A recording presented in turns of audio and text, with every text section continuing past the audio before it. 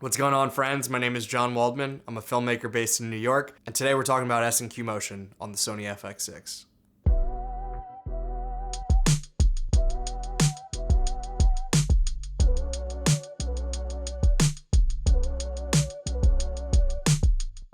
This feature is not proprietary to this camera. I know there are plenty of other cameras that have it, but this has quickly become one of my favorite features and has drastically changed the way that I shoot.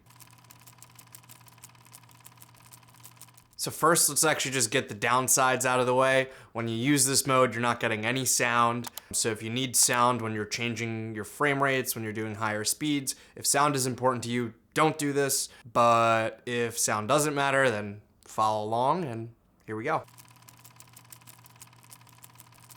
When you're using the S&Q Motion, there is two different frame rates that you have to worry about. One being the frame rate that you actually want the footage to be recorded in, and then the other frame rate is the frame rate that you want your clip to be baked out as. First example of that would be, let's say, 60/24. 60 frames a second is the frame rate that you want the camera to record in.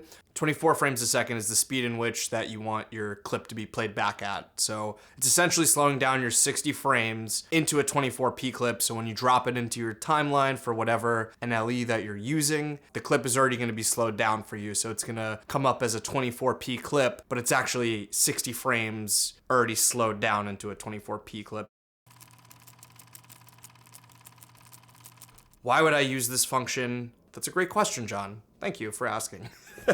One of the big reasons that I like to do this is it saves a ton of time on set. Let's say you're, quickly snagging some B-roll and, you're in regular speed and you want to quickly change over to 60p. You hit the S&Q mode and do a quick adjustment to your exposure, and then all of a sudden, you're getting quick coverage just at the click of a button, 24p, 60p. Also love with the FX6, it has that variable ND, so when I switch over to S&Q mode, I kind of just open it up a little bit to bring back that exposure, and I'm able to make that change so quickly. And one of the reasons I really like to do this is on the FX6, when you're actually physically changing your frame rate, it actually takes a decent bit of time. I want to say like somewhere between 5 and 10 seconds.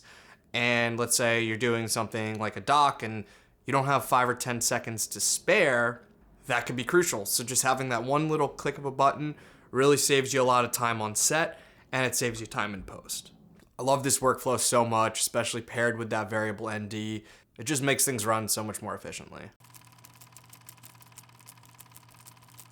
30p/24, this is effectively giving you a clip that is 80% of regular speed being 24p, assuming your timeline is in 24p. I think 30p is actually the secret sauce for a couple things. If you're shooting on a gimbal, kind of some of those like little micro jitters or whatever, I think it kind of smooths things out when you're doing gimbal work. I'm also a big proponent of using 30p when doing real estate. I think 60p is too slow for real estate. And if you're really smooth with your gimbal stuff, those extra few frames really help smooth everything out. So yeah, I love 30p for gimbal work, especially when I'm doing real estate.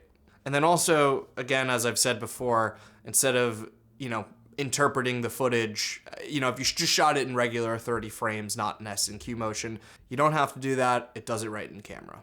60p/24, that's gonna be, my main workhorse frame rate for slow motion.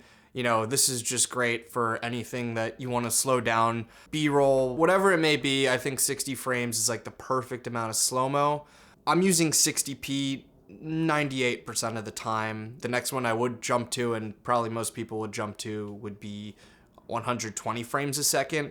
Personally, I think it's extremely overplayed and not used properly. The only times you should really be using 120 is when you want to extremely slow something down, something very isolated, a close-up, something going extremely fast, something where it actually needs to be slowed down, and it kind of brings you into this, other universe, not just for cinematic YouTube B-roll. Don't just shoot 120 frames a second because your favorite YouTuber does it. Be intentional with it. So that's why, again, I rarely ever use it. And then also, if you want to shoot XAVCI 10-bit, you're going to need those expensive CF Express Type A cards.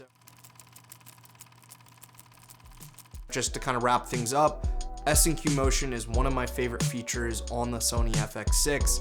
It helps me, get real-time and slow motion clips kind of back to back when I'm shooting, super fast, saves me a bunch of time in post. I recommend that you use this on your camera, especially paired with that variable ND. You know, I know this video is a little different today, it's more of a tutorial, but I want to make videos about stuff that I had to learn on my own and couldn't find the answers to it when I originally got the camera.